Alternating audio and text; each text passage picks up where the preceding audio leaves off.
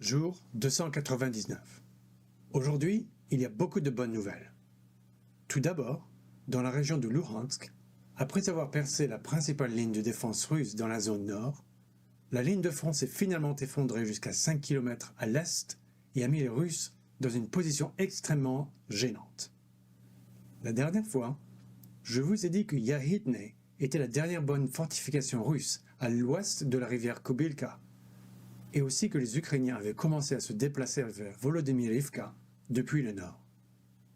Aujourd'hui, certains rapports suggèrent que les Ukrainiens ont mené une série d'assauts en direction de Sofiivka. C'est une information extrêmement importante, car la dernière route d'approvisionnement vers Volodymyrivka part exactement de Sofiivka. Donc, si les Ukrainiens ont établi leur position dans cette zone, les Russes de Volodymyrivka sont déjà victimes d'un encerclement opérationnel. Le seul moyen dont ils disposent pour éviter d'être détruits dans une poche est simplement de traverser les champs, ce qu'ils feront probablement dans un proche avenir. Et avec toute la zone nord, sous contrôle ukrainien, les Russes de Kuzemivka courront également un risque énorme d'être pris dans une poche.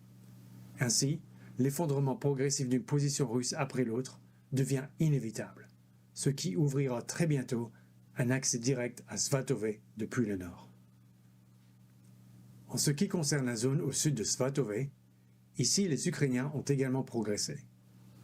Comme vous vous en souvenez, les Russes ont récemment mené une contre-attaque ici, repoussant les Ukrainiens à environ 4 km.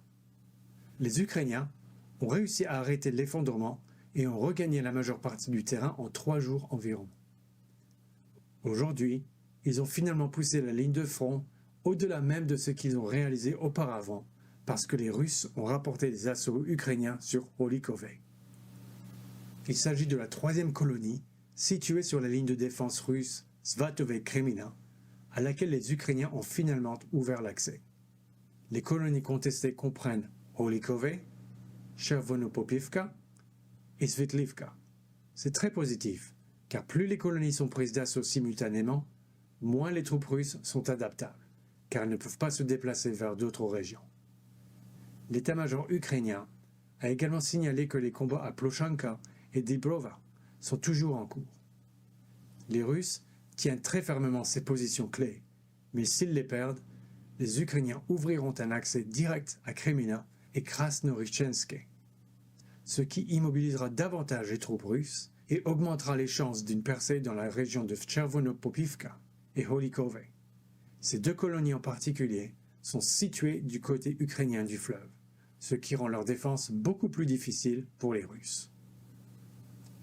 En ce qui concerne la partie la plus chaude de la ligne de front, Bakhmut, les Ukrainiens y ont mené une contre-attaque petite mais réussie. La dernière fois, je vous ai dit que les Russes avaient gardé le contrôle de la décharge et n'avaient pris aucune mesure offensive. Après cela, les Russes ont essayé de se déplacer un peu vers le nord et ont pris le contrôle de la petite zone industrielle. Aujourd'hui, certaines sources ont rapporté que les Ukrainiens ont lancé une contre-attaque depuis la zone résidentielle au nord et ont réussi à repousser les Russes vers la décharge. Il s'agit d'une information très importante, car elle confirme le fait que les Ukrainiens maintiennent le contrôle sur la couche extérieure de la zone résidentielle, contrairement à ce que certaines sources peuvent indiquer. À Opytne, les Russes ont mené une vaste préparation d'artillerie. Comme vous vous en souvenez, je vous ai dit hier que les Russes avaient subi de lourdes pertes ici et avaient dû suspendre leurs actions offensives jusqu'à l'arrivée des renforts. Certaines sources suggèrent que les nouvelles forces pourraient être les Marines de la région de Vuhledar. En tout cas, depuis que les Russes ont commencé la préparation de l'artillerie, cela signifie que très bientôt, ils lanceront le prochain lot dans ce combat terrible. En raison des batailles acharnées, le coût russe de l'indemnisation des morts et des blessés a déjà triplé. Selon les analystes de Forbes, si, en été, le montant des indemnités versées aux morts et aux blessés était estimé à près de 1 milliard de dollars par mois, alors dans le dernier mois de la guerre, il dépassait 3,5 milliards de dollars. C'est pourquoi le budget militaire de la Russie devrait augmenter de 150% en 2023. De plus, les dépenses russes ont commencé à monter en flèche, presque au même moment où le G7 a introduit un plafond de prix sur le pétrole russe, augmentant encore plus la pression sur le budget russe. et nos partenaires occidentaux maintiennent les sanctions en place alors même que l'inflation et les conditions économiques se détériorent à l'échelle mondiale. Et malgré le fait qu'il serait opportun de se contenter d'acheter du pétrole russe à bon marché. Cette vidéo s'appuie sur le travail de Reporting from Ukraine. Si vous en avez apprécié le contenu et souhaitez m'aider à continuer à couvrir ce conflit, vous pouvez liker ou vous abonner. À bientôt!